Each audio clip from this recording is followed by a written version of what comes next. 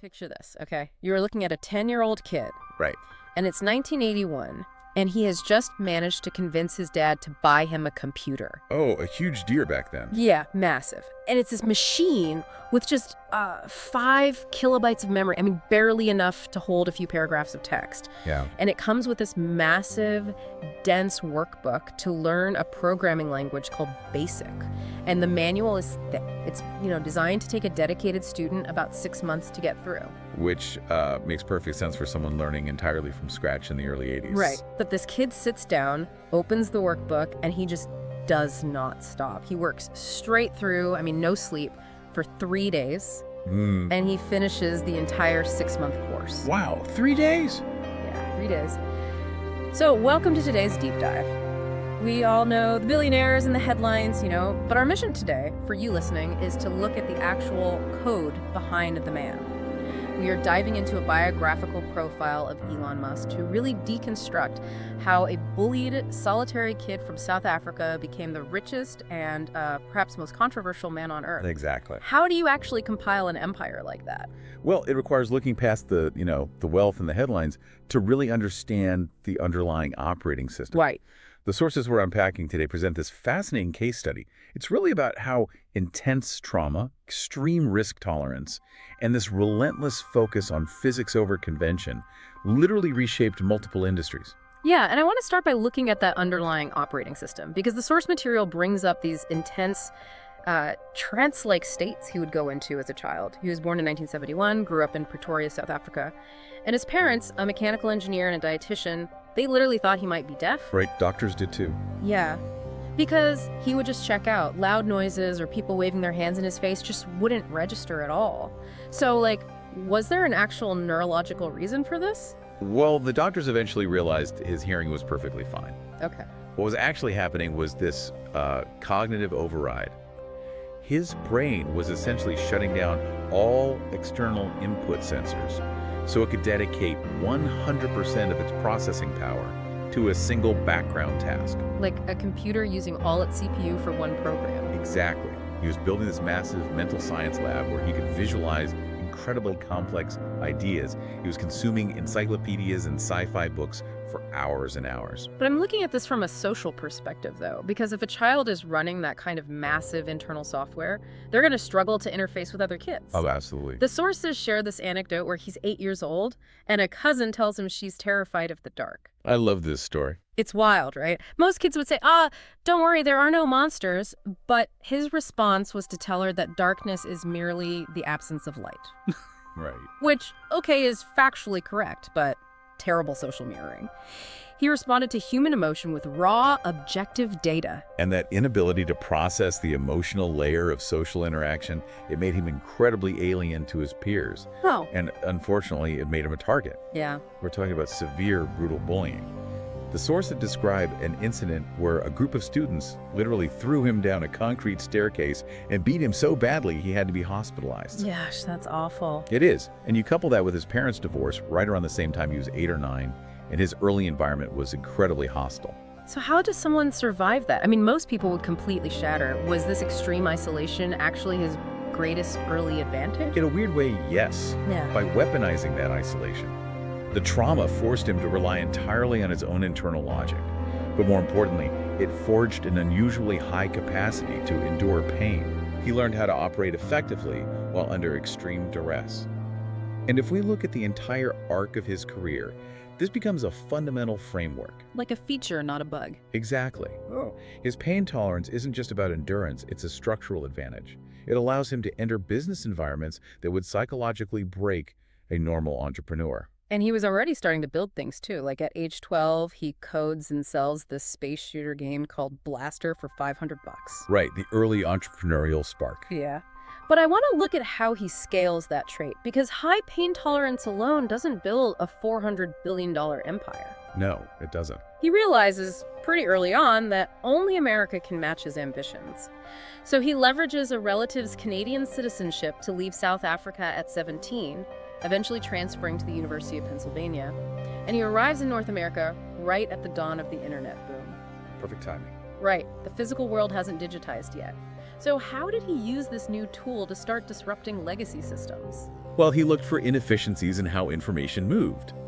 In the mid-90s, if you wanted to find a local business, you were still using a physical yellow paper directory. Oh man, the yellow pages. Right. So in 1995, he and his brother Kimball started Zip2 to put those directories online, complete with maps. And it was a massive grind. Elon was sleeping under his desk, coding the back end day and night. Wow. While Kimball literally walked street to street, door to door, convincing local shopkeepers that the internet was a real thing they should care about. And that grind actually pays off. Compaq buys Zip2 in 1999, and at age 27, Elon nets $22 million. Which is staggering. Most people are buying an island at that point. But he doesn't. He immediately takes $12 million of it and targets something much bigger, which is the banking industry, with a company called X.com. Yes. And this is where I need you to explain the mechanics to me. He had this internship at Nova Scotia Bank earlier that convinced him banking was slow, right? Exactly. He saw the legacy systems firsthand. Okay, but the source material outlines his customer acquisition strategy for X.com, and it sounds insane. To get users, he was literally handing out $20 sign-up bonuses and $10 referral fees. He was paying people to join. Paying people $20 just to hold their money sounds like a desperate gimmick. How is that a sustainable business model? Okay, to understand the brilliance of that, you have to look at how traditional banks calculated customer acquisition back in 1999. Okay, walk me through it. To get customers in a new city, a legacy bank had to buy real estate. They had to build a secure brick-and-mortar branch, buy a massive physical vault, hire tellers, hire security guards. Right. They were spending millions of dollars in physical infrastructure just to acquire maybe a few thousand local checking accounts. Oh, I see the math now. He looked at that massive infrastructure cost and decided to just skip the bricks entirely and hand the construction budget directly to the end user. Precisely. He bought viral growth instead of real estate. And it worked beautifully. They netted 200,000 users in just 2 months. That is wild. But that hyper-growth collided with another startup doing the exact same thing, Peter Thiel's PayPal. And the two companies were burning millions in this brutal marketing war, essentially paying the same users to switch back and forth. So they merged to avoid mutual destruction. Right. Elon becomes the largest shareholder and CEO of the combined company. But here is where that supercomputer operating system we talked about runs into a massive bug. The technical strategy is sound, but his human leadership is disastrous. Yeah, absolutely ruthless. The sources note he was expecting employees to do weeks of work in hours, basically treating them like machines that didn't need sleep. And there was a massive internal war over branding, right? Yes, the branding war is a perfect illustration of his mindset versus, well, human reality. Elon was obsessed with the name X.com. Why X? Well, to an engineer, X is the ultimate variable. It can be anything. He envisioned a massive, all-encompassing financial portal. But to the users and the employees, X.com sounded it sounded vaguely illicit, or at best just confusing. They overwhelmingly preferred the name PayPal, because the core product was simply emailing money to a friend. PayPal's a great name. It's friendly. It's friendly, frictionless, and intuitive. But he refuses to yield to the human preference. He pushes so hard and creates such a toxic environment that the moment he steps on a plane for his honeymoon in September 2000. Wait, his honeymoon? Yes, he's on a flight to Australia, and while he's in the air, the board stages a coup. Oh my gosh. He lands in Australia to find out he's been ousted as CEO and replaced by Peter Thiel. The very traits that built the company, that ruthless obsession and ignoring social norms, got him fired from it. Wow. Still, I mean, the foundational architecture he helped build was incredibly valuable. When eBay buys PayPal for $1.5 billion in 2002, his payout is a staggering $180 million. Yeah, by any standard metric, he has conquered Silicon Valley. The game is won. He could have just retired. He really could have. But the sources detail an unimaginable personal tragedy that completely alters his trajectory. He loses his first child, a son who was just 2.5 months old, to a sudden illness. Yeah. The material notes he was so devastated he couldn't even bring himself to go home and look at the empty cradle for weeks. It's a profound, shattering loss, and his response is to fall back on the coping mechanism he forged as a bullied child back in Pretoria. The trance state. Exactly. He tunes out the emotional pain by completely immersing his brain in the absolute hardest, most complex problem he can find. He throws himself into work, and he turns his attention away from Earth entirely. He starts wondering why humanity isn't on Mars. He actually checks the NASA website in 2001, finds no concrete plans, and decides he's going to force the issue. Right. He comes up with this thing called the Mars Oasis Project. It was this wild idea to send a small, pressurized greenhouse to Mars just to grow a single plant and broadcast the image back to Earth. To inspire people, yeah. But to do that, you need a rocket. And the image of a dot-com millionaire flying to Russia with $20 million to buy intercontinental ballistic missiles is just wild. It really is. And the Russian aerospace engineers, they found it highly amusing. I bet. They essentially laughed him out of the room. They demanded $21 million for a single rocket when his budget was $20 million for 3. So he gets back on the plane completely empty-handed. His team is defeated. But he is sitting there on the flight with his laptop running a spreadsheet, and he has this epiphany about raw materials that completely upends the aerospace industry. Can we unpack this? Because the math feels like a magic trick. Yeah, let's break it down. He used a framework called first principles thinking.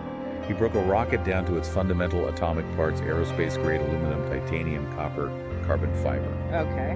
When he priced out those raw materials on the commodities market, he discovered they accounted for only 2 to 3% of the cost of a finished rocket. Okay, let me try to ground this in an analogy. If I go to a commercial bakery to order a massive, elaborate wedding cake, and the baker tells me the actual flour, sugar, and eggs only cost 3% of the final price tag, Right. I understand that I am also paying for the baker's labor, the massive commercial ovens, the rent on the building, the delivery van. You still have to pay for the system that makes the cake. How did he plan to cut out the other 97% of a rocket's cost when you still need the factories and the aerospace engineers? That's a great analogy. The flaw in legacy aerospace was that it wasn't just one bakery. What do you mean? The traditional cost-plus model meant the government hired, say, Boeing or Lockheed, and they outsourced the engines to a bakery in Ohio, the fuel tanks to a bakery in California, and the avionics to a bakery in Texas. Oh, I see. Each of those 50 bakeries added a massive profit margin. And worse, if an engineer in California found a flaw in a part built in Ohio, it took 6 months of paperwork and committee meetings just to authorize a redesign. The system was literally incentivized to be slow and bloated. So his solution is extreme vertical integration. Exactly. When he founded SpaceX in 2002, he started in a 75,000 square foot warehouse and pulled everything under one roof. They didn't outsource the engines, they built them from scratch. Right. And the critical change was organizational. He put design engineers at desks right on the manufacturing floor. Oh, that's smart. Yeah, if a part didn't work, the designer walked 20 feet to the welder, and they fixed it that same afternoon. By eliminating the multi-state bureaucracy and third-party markups, he promised to cut the industry standard launch cost from $70 million down to just $7 million. That structural advantage sounds brilliant on paper, but physics doesn't care about your supply chain. Getting to orbit is brutally hard. They build the Falcon 1 and the early launches are a total disaster. Heartbreaking failures, really. Yeah. 2006, a fuel leak causes a fire and it explodes. 2007, the stage is separate, but the second engine shuts down. It spins and crashes. August 2008, a tiny staging error causes the rocket to collide with itself midair. Millions of dollars, literally going up in smoke. And that pain tolerance we discussed earlier is tested to its absolute limit here. He has burned through $100 million of his own fortune. He has just enough capital left for exactly one more launch. If launch 4 fails, SpaceX is completely dead. And the pressure is actually double what it seems, because while the rockets are failing in the sky, his other massive project is quietly bleeding out on the ground. Right, Tesla. Yeah. Going back to 2004, he takes $6.5 million and becomes the lead investor in Tesla Motors. They want to build an electric sports car, the Roadster, that can do 0 to 100 kilometers an hour in 4 seconds with a 300-kilometer range. But the legacy auto industry had decided electric cars were basically just slow golf carts. How did Tesla plan to change the physics of the battery? So legacy electric vehicles used heavy lead-acid batteries. Tesla's founders realized they could use lithium-ion batteries, the exact same lightweight, energy-dense cells powering laptops and cell phones. But I remember old laptops getting incredibly hot. If you string together, thousands of laptop batteries inside a metal box moving at 80 miles an hour, aren't you essentially building a bomb? That was the massive engineering hurdle. You couldn't just wire them together. You had to invent a liquid cooling system that wove between every single cell. Oh, wow. And write highly complex software to balance the electrical load perfectly across thousands of nodes. The R&D to make that safe was staggering. And by 2007, the economics were completely upside down. How bad was it? Well, they had promised the Roadster for $65,000, but it was costing over $100,000 just to manufacture the battery packs in the car. Wow. So Elon takes over as CEO to try and fix the production line, and then the 2008 global financial crisis hits. The worst possible timing. The legacy auto industry is literally begging the government for bailouts. Tesla is weeks away from bankruptcy. Elon is selling his personal McLaren just to make payroll. Logically, any sane entrepreneur cuts their losses here. If you're bleeding cash, you let one company die to save the other. Why risk total, absolute personal bankruptcy by splitting his last few dollars between space and cars? Because applying a standard business school framework to his decision-making fundamentally misunderstands him. He doesn't evaluate these projects through the lens of financial risk. He views them entirely through the lens of existential risk. You mean the actual survival of the human species? Yes. In his framework, humanity must transition to sustainable energy before we destroy the climate, which makes Tesla a necessity. And humanity must become multi-planetary to survive a potential extinction-level event, which makes SpaceX a necessity. So failure isn't just losing money, it's losing the future. Exactly. He views these companies as vital insurance policies for the human race. So in his mind, letting either of them die was simply not an option, even if the math suggested certain bankruptcy. And that leads us to the absolute miracle of December 2008. Launch number 4 of the Falcon 1. The entire vision is riding on this single ignition, and it works. It does. It reaches orbit. They become the first private company to pull it off. And because they proved the vertical integration model actually works, NASA immediately awards SpaceX a $1.6 billion contract for station resupply. And the momentum shifts globally. Literally, on Christmas Eve, just days before Tesla would have permanently closed its doors, he manages to secure $40 million in emergency funding to keep the lights on. Unbelievable. Surviving the crucible of 2008 wasn't the finish line, it was the launch pad for the empire we see today. Because by 2012, Tesla launches the Model S, and the source material refers to it as a computer with wheels. This feels like a huge shift in how cars are actually built. It was a fundamental architectural shift. If you took apart a legacy car in 2012, you'd find 70 different microchips made by dozens of different suppliers, one for the brakes, one for the wipers, one for the radio. And they don't talk to each other. Right, they didn't talk to each other. But Tesla designed the Model S with one central brain. Because they control the entire software stack, they could issue over-the-air updates. Your car could sit in your garage overnight, download a patch, and wake up the next morning with better battery management or new safety features, just like a smartphone. The auto industry is caught completely flat-footed. Tesla scales up, right? The Model 3, the Model Y, eventually becoming the most valuable car company on the planet. And SpaceX scales from the tiny Falcon 1 to the Falcon 9. And in 2015, they managed to actually land the orbital booster back on a drone ship so it can be reused. They basically turn rockets into commercial airplanes, Slashing the cost of space travel.